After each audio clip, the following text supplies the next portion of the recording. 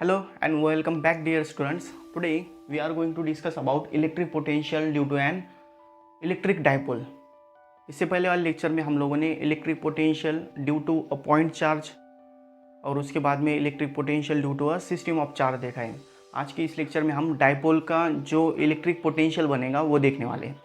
तो सबसे पहले हम बात करेंगे इसके अंदर electric dipole. What is an electric dipole?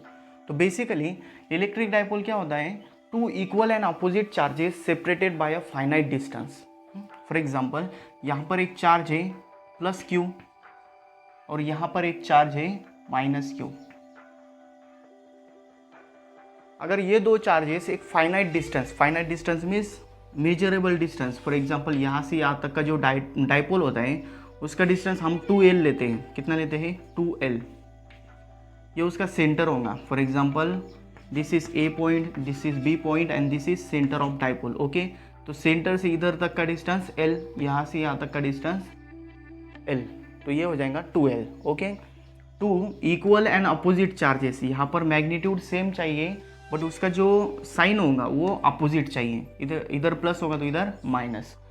To equal and opposite charges separated by a finite distance forms an electric dipole. तो ये क्या बनेगा? इसका इलेक्ट्रिक डाइपोल बनेगा। ठीक है, इसके बाद इसका एक्सिस ऑफ डाइपोल किसे कहते हैं? A straight line passing through the centre of both the charges is known as axis of dipole. तो ये जो दो चार्जेस है, दोनों चार्जेस के सेंटर में से जो लाइन पास होने वाली है उसे हम कहते हैं एक्सिस ऑफ डाइपोल। क्या बोलते हैं इसे? Axis of dipole. ठीक है, उसके बाद में equator of dipole. Equator, what is an equator of dipole? तो a straight line passing through the centre of dipole and perpendicular to the axis of dipole.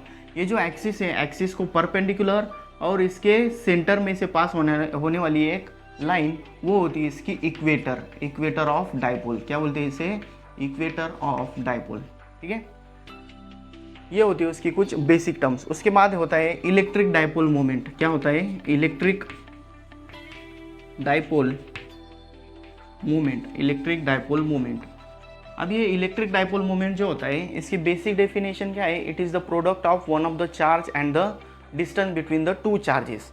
अब यहाँ पर जो इलेक्ट्रिक डाइपोल मोमेंट है उसे डिनोट करने के लिए हम P लेते हैं, उसे वेक्टर से डिनोट करना है। वेक्टर क्वांटिटी इसलिए vector will be equals to Q is one of the charge into 2L, that is distance between the two charges। ये होता है उसका इलेक्ट्रिक डाइपोल मोमेंट। Q लेना है, एक चार्ज लेना है, इनटू दोनों के बीच में का डिस्टेंस, दैट इज 2L। तो ये था उसकी थोड़ी बेसिक थ्योरीज, ये हम 11th स्टैंडर्ड में देख चुके हैं। आज हमें क्या करना है, अगर ऐसा कोई डाइपोल होगा तो डाइपोल के साइड में अगर कोई पॉइंट होगा तो उस पॉइंट के ऊपर इलेक्ट्रिक पोटेंशियल कितना है वो हमें फाइंड आउट करना है। ठीक है, तो स्टार्ट करने से पहले हम यहाँ पर क्या करेंगे, उसकी एक डायग्राम ड्रॉ करेंगे। और यहाँ पर एक स्टेटमेंट है कि इसके बुक के अंदर जो डेरिवेशन दिया हुआ है वो थोड़ा सा गलत है उसके अंदर, तो उससे सिंपल करके एक दूसरा डेरिवेशन है वो हम यहाँ पर लेने वाले हैं। ठीक है, तो सबसे पहले हम यहाँ पर क्या करेंगे, two equal and opposite charges दिखाएंगे। फॉर एग्जाम्पल यहाँ पर एक चार्ज है माइनस क्यू, ए पॉइंट के ऊपर है माइनस क्यू चार्ज। ओके, और यहाँ पर बी पॉइंट है, यहाँ पर है बी पॉइंट और इस बी पॉइंट के ऊपर है प्लस क्यू चार्ज यहाँ पर है। ठीक है, अब ये जो दोनों चार्जेस है उसे हमने ज्वाइन कर लिया। Two equal and opposite charges separated by a finite distance. दोनों के बीच में का डिस्टेंस कितना होता है? 2L। यहाँ पर उसका सेंटर होगा O। ठीक है, तो O से इधर तक का डिस्टेंस कितना होगा? OB is equals to OA। दोनों का डिस्टेंस कितना होगा? L होगा और दोनों की एडिशन करने के बाद 2L हो जाएगा। ओके, उसके बाद हम क्या करेंगे, यहाँ से एक पॉइंट ले लेंगे P पॉइंट। यहाँ क्या किया हमने? P पॉइंट लिया। P कहाँ पर है? P is at a distance R from the centre of dipole. P कहाँ पर पॉइंट है? O, जो इसका सेंटर होने वाले सेंटर से, तो P का डिस्टेंस कितना लेना है? हमें R लेना है। ओके, तो यहाँ पर OP इज इक्वल्स टू कितना है? R। ठीक है, बट यहाँ पर अगर हम देखेंगे कि ये जो डिस्टेंस है R is very very greater than L। R is very very greater than L. यहाँ पर दो लेंथ ले रहे हैं हम, यहाँ पर आर है, यहाँ पर एल है, तो दोनों में ग्रेटर कौन सा है? आर।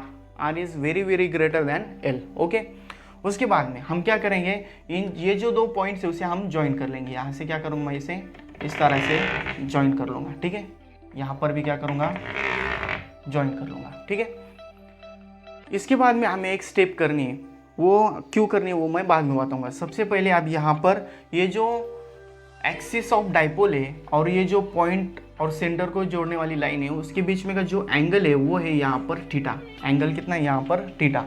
यहाँ पर मैं एंगल लूँगा, angle P O B is equals to कितना है यहाँ पर? थीटा है। ओके, इसके बाद में हम लोग क्या करेंगे, परपेंडिकुलर्स ड्रॉ करने वाले। परपेंडिकुलर कहाँ से? बी पॉइंट से एक्स ये लाइन के ऊपर परपेंडिकुलर, ए पॉइंट से ये लाइन के ऊपर परपेंडिकुलर। तो परपेंडिकुलर ड्रॉ करने के लिए मैं इसे थोड़ा एक्सटेंड कर लेता हूँ। इस तरह से मैंने क्या करूँगा, इसे एक्सटेंड करूँगा, ठीक है। ये उसका ओ पॉइंट। तो एक्सटेंड करने के बाद अगर मैं यहाँ से परपेंडिकुलर ड्रॉ करूँगा, परपेंडिकुलर कैसे होंगी, इस लाइन को परपेंडिकुलर नॉर्मल इस तरह से ऐसी होंगी वो परपेंडिकुलर, ठीक है। ये जो पॉइंट होगा ये होगा ए डैश, क्या लेंगे हम? ए डैश, ठीक है। उसके बाद बी से भी क्या करना है, सेम ऐसे ही परपेंडिकुलर स्ट्रेट लाइन में इसके ऊपर ड्रॉ करनी है। मीन्स यहाँ पर एंगल कितना होगा? 90 डिग्री। यहाँ पर एंगल कितना होगा? 90 डिग्री। और ये जो पॉइंट होगा वो होगा यहाँ पर बी डैश, कितना होगा? बी डैश, ठीक है। ये था इसका बेसिक डायग्राम, ठीक है। तो इसके बाद हमें क्या करना है, यहाँ पर ये जो डिस्टेंस है AP, ये हमें पता है क्या? नहीं पता है, ठीक है। बट हमें ये डिस्टेंस फाइंड आउट कर सकते हैं हम लोग, A डैश P, ठीक है। इसी तरह से हमें BP ये डिस्टेंस नहीं पता है, बट हम B dash P find out कर सकते हैं। बट आप इन दोनों का रिलेशन क्या आएगा, दोनों भी नियरली इक्वल है।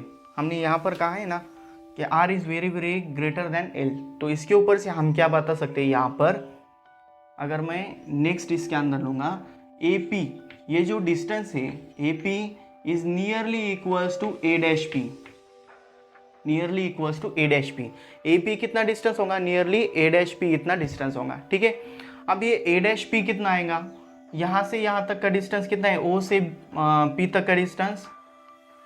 यहाँ पर हमें क्या करना होगा, OP डिस्टेंस लेना होगा, OP प्लस OP में क्या ऐड करना होगा, यहाँ पर OA डैश, OA डैश क्या करना होगा, हमें ऐड करना होगा। ओके, ठीक है। इसके बाद में हम लोग क्या करेंगे, अब ये OP तो पता है हमें R है, बट OA डैश कितना है? OA डैश के लिए हम क्या कंसिडर करेंगे, यहाँ पर ये एंगल थीटा है तो ये एंगल भी कितना होगा? थीटा एंगल होगा। और अगर हमें ये डिस्टेंस फाइंड आउट करना है, ठीक है, तो वो एंगल कैसा आएगा, यहाँ पर मैं ऐसा ड्रॉ कर लेता हूँ। यहाँ पर होगा A पॉइंट, यहाँ पर होगा A डैश, ये यहाँ पर O होगा और एंगल होगा यहाँ पर, ठीक है। इस तरह से यहाँ पर एक ट्राइंगल है। हमें ये डिस्टेंस पता है, AO पता है, AO मीन्स यह L पता है, ठीक है। बट हमें फाइंड आउट क्या करना है, ये OA डिस्टेंस जो है ये कितना है वो हमें फाइंड आउट करना है। तो हम ट्रिग्नोमेट्रिक फंक्शन का यूज़ कर सकते हैं। ट्रिग्नोमेट्रिक फंक्शंस के अंदर ये अगर हम यहाँ का कॉस थीटा लेंगे, कॉस थीटा इक्वल्स टू कितना होता है, cos theta is equals to adjacent side means ये distance that is A dash OA dash OA dash और हाइपोटेनियस डिवाइडेड बाय L। तो इसके ऊपर से OA डैश कितना आएगा, OA dash will be equals to L cos theta, ठीक है। तो हमें पता चल गया इसका फॉर्मूले के अंदर OP प्लस OP कितना है यहाँ पर, OP L है, sorry OP is R plus OA dash कितना आया, L कॉस थीटा, ठीक है। ये हो गया AP। उसके बाद में यहाँ पर सिमिलरली BP अगर हमें फाइंड आउट करना है तो BP is nearly equals to B dash P, B dash P। ये जो BP डिस्टेंस है ये B डैश P के नियरली इक्वल है। क्यों? क्योंकि यहाँ पर R is very very greater than L। उसके बाद में ये भी कितना इक्वल्स टू आएगा, अब यहाँ से यहाँ तक का टोटल डिस्टेंस कितना है, OP माइनस OP में से अगर हम इतना निकाल देंगे तो हमें क्या पता चलेगा, यहाँ पर BP डैश मिलेगा, सॉरी B डैश मिलेगा, ठीक है। तो हम ये क्या करेंगे, इतना सब्ट्रैक्ट करेंगे, माइनस OB डैश। सिमिलरली यहाँ पर भी ऐसा ही ट्रायंगल मिल रहा है, तो ये डिस्टेंस भी कितना आएगा, एल कॉस थीटा आएगा। तो यहाँ पर क्या लिखूंगा मैं, O P is R minus ये होगा एल कॉस थीटा। ठीक है, दोनों भी हमें पता चल गए, A P and B P. तो अब हम डायरेक्टली इलेक्ट्रिक पोटेंशियल लिख सकते हैं। ठीक है, तो सबसे पहले लूँगा मैं यहाँ पर इलेक्ट्रिक पोटेंशियल ड्यू टू यहाँ पर कौन सा चार्ज है, negative Q, due to charge minus Q जो चार्ज है उसकी वजह से जो इलेक्ट्रिक पोटेंशियल होगा वो इलेक्ट्रिक पोटेंशियल का फॉर्मूला क्या है, V is equal to 1/4 pi epsilon 0 Q upon R। ठीक है, तो यहाँ पर R क्या होता है, distance between the point and the charge. Okay, तो यहाँ पर मैं क्या करूँगा, इसकी वजह से जो पोटेंशियल होगा उसे मैं V1 बोलूँगा। V1 will be equals to यहाँ पर 1/4 पाई एप्सिलॉन 0 इंटू यहाँ पर क्या आएगा, चार्ज कौन सा है यहाँ पर, minus Q divided by distance कितना है, यहाँ से यहाँ तक का distance AP, distance is AP। ठीक है, तो इसे मैं और सिंप्लीफाई करूँगा तो वैल्यू पुट करने के बाद क्या आएगा यहाँ पर 1/4 pi epsilon 0 into minus Q divided by AP कितना है यहाँ पर, AP is R plus L cos theta. ठीक है, यह होगा इसका इक्वेशन नंबर 1। इसके बाद में जो दूसरा चार्ज है प्लस क्यू, इसकी वजह से यहाँ पर पोटेंशियल कितना होगा वो लिखूंगा मैं यहाँ पर electric potential due to charge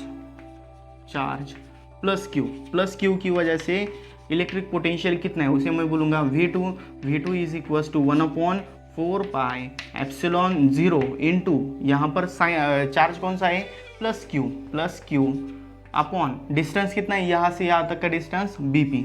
okay, BP लिख लिया मैंने यहाँ पर। अब यहाँ पर BP जो है उसका जो डिस्टेंस है वो कितनी वैल्यू कितने आएंगे यहाँ पर, V2 will be equal to 1/4 pi epsilon 0 into यहाँ पर Q डिवाइडेड बाय BP की value R minus L cos theta. Okay, ये हो गया उसका इक्वेशन नंबर 2। इससे पहले वाले लेक्चर में हम लोगों ने जो electric potential due to a system of charge देखा था, उसमें क्या था, जितने भी पोटेंशियल्स होंगे, जितने भी चार्जेस होंगे उनका सेपरेट पोटेंशियल हमें ऐड करना है। तो यहाँ पर 2 पोटेंशियल्स है, तो टोटल पोटेंशियल फाइंड आउट करने के लिए हमें क्या करना होगा, दोनों की एडिशन करनी होगी। जो रिजल्टेंट इलेक्ट्रिक पोटेंशियल होगा, क्या resultant electric potential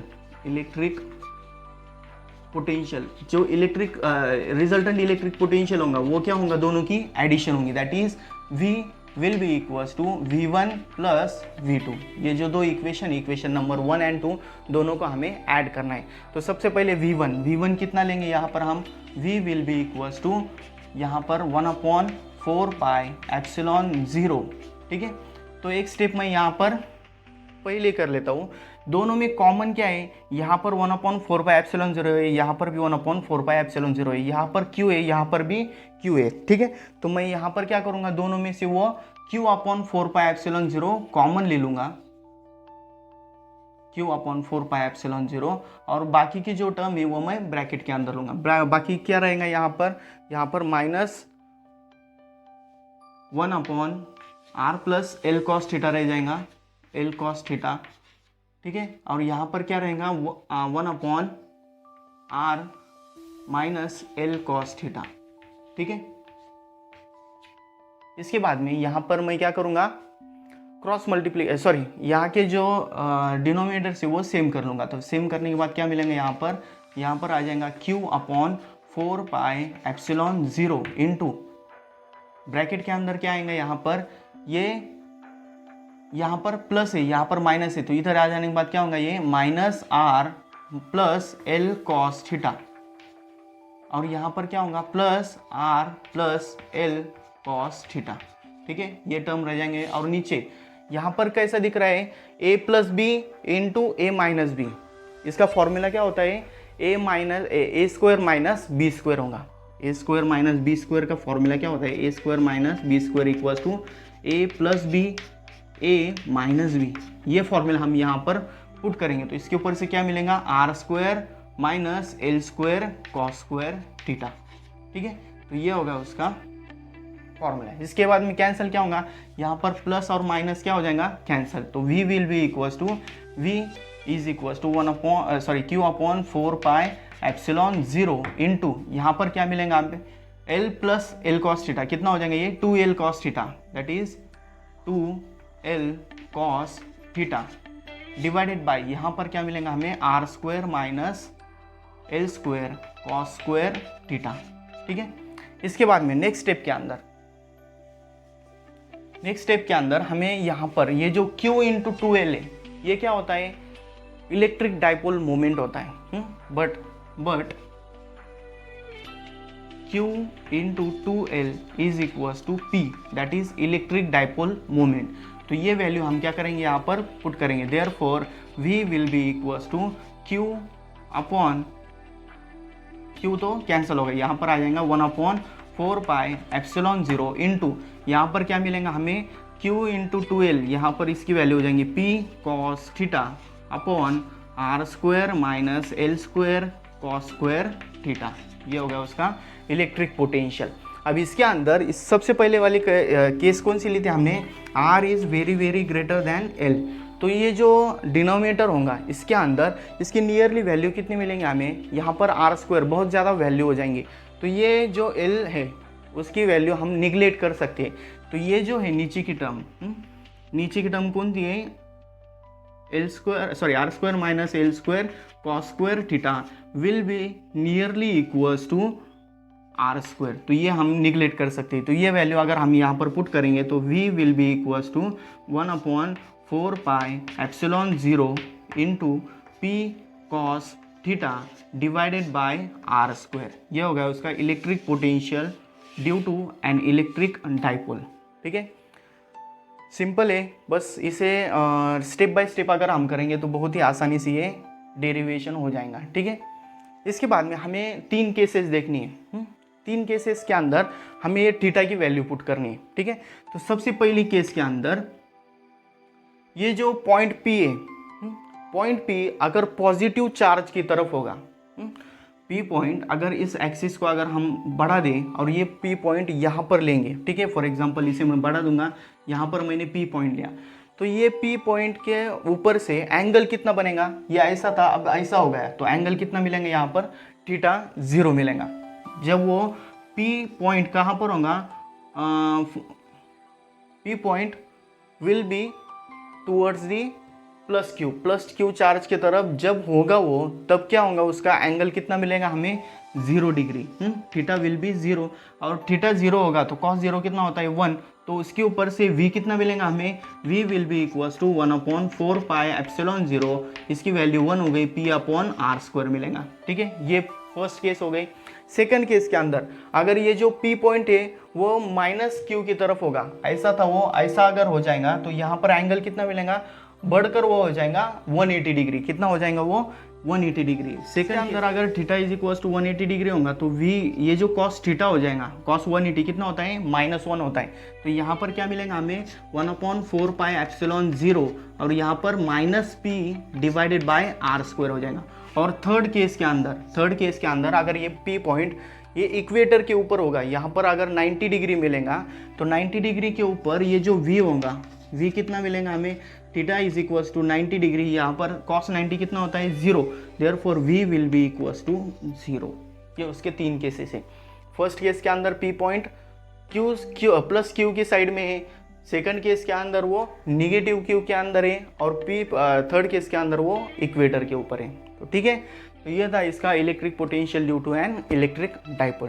simple topic है, बस इसका डेरिवेशन इंपॉर्टेंट होता है, बोर्ड एग्जाम्स के लिए इंपॉर्टेंट डेरिवेशन है। और इसका फॉर्मूला ये जो है हम न्यूमेरिकल एग्जाम्पल जब सॉल्व करेंगे उसके अंदर हम इसका यूज़ करेंगे। आज के लिए इतना ही, बाकी का जो पार्ट होगा वो हम नेक्स्ट लेक्चर में देखेंगे। ठीक है, थैंक यू सो मच।